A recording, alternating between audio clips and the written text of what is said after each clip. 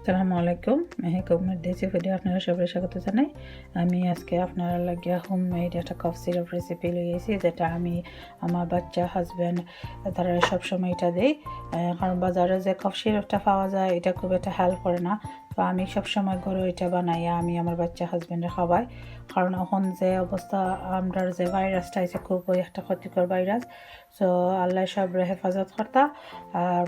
আপনারা অবশ্যই এই কফ সিরাপটা করে ট্রাই করে দেখবা, খুবই হেল্প হইব। আমার যা যা লাগবো তা হইলো আদা আমি 1 টেবিল চামচ লইছি, রসুন 2 কোষা, এখানে হলুদ 1 চা চামচ, এটা ফ্রেশটা, আপনারা চাইলে পাউডারটা ইউজ করতে পারবা, আর একটা লেমন। আর এখানে মধু আমি লইছি প্রায় 2 টেবিল চামচ। এখানে আমি লেবুর রসটা এভাবে লইছি, আপনারা দেখাইলাম আমি। সো যারা প্লিজ মধুর মাঝে অ্যালার্জি আছে তারা অবশ্যই মধুটা ইউজ করবা না, আর যারা সুগারের প্রবলেম আছে তারাও মধুটা ইউজ করবা না। মধু ছাড়া বাকি সব উপকরণ দিয়া আপনারা এটারে বানাইয়া খাইতে পারবা।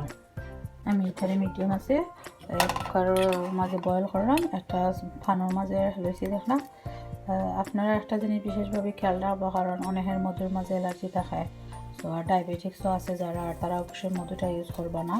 তার বাদে আপনারা সবে সচেতনভাবে যে যাতে কোনো ধরনের অ্যালার্জি না কোনো ধরনের প্রবলেম হয় না ওটা খেয়াল রাখে আপনারা এই কফ সিরাপটা বানাইয়া খাইবা। আর বাচ্চারা যারা 3 বছরের নিচে তারা এটা না দেওয়াই ভালো। এটা খুবই মিডিয়াম আছে, বয়েল হরমো প্রায় 2 থেকে 3 মিনিট।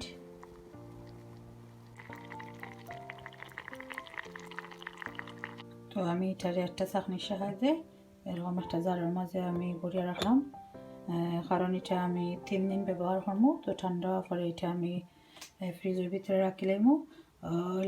সবসময় আপনারা যে সময় এটা খাওয়াইবা একটু ওয়ার্ম করিয়া খাওয়াইবা।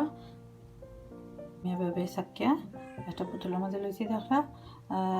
এটা চাকার কারণটা হয়েছে আমার বাচ্চার তারা বালা পায় না আদাটা যাতে মুখো লাগে। তো আপনারা যারা বড় মানুষ আছেন তারা চাইলে এটারে একটু ওয়ার্ম ওয়াটার দিয়া 1 চা চামচ মিক্স করিয়া গরম পানি দিয়ে খাইতে পারবা চায়ের মতো, এটা অসুবিধা নাই। আর আপনারা অবশ্যই এটা ট্রাই করে দেখবা, এটা খুবই হেল্প হয়। আমি হেল্প পাইছি আলহামদুলিল্লাহ। আর এখন যে অবস্থা আমরা সবার লাগে দোয়া করমু, আল্লাহ সবাই যাতে সুস্থ রাখুন, সুন্দর রাখুন।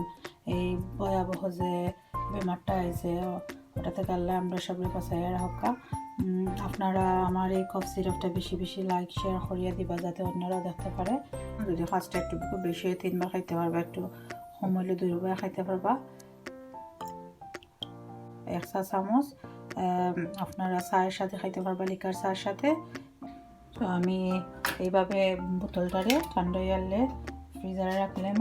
আর এভাবে চায়ের সাথে আপনারা এই ধরনের যারা চা খাইতে খুবই ভালো পান তারা 1 চামচ দিয়া মিশিয়ে খাইতে পারবা। এটা খুবই হেল্প করবো। এটা সাধারণত আমরা যারা বড় মানুষ আছি, বয়স্ক মানুষ আছেন যারা, তারা এভাবে খাইলে খুবই আরও ভালো। যেহেতু আমরা রসটা আগলা লই দিছি বাচ্চা তারার লাগে, তো এটা বড় মানুষও খাইবা, বাচ্চা তারা খাইবা। আর যাতে আমরা যে আদা রসুনটা রয়েছে এটা আমরা না ফালাইয়া এভাবে চায়ের সাথে খাইতে পারবো আমরা। খুব ফ্লেভার রয়েছে এটার মাঝে, তবুও আপনারা অবশ্যই ট্রাই করবা।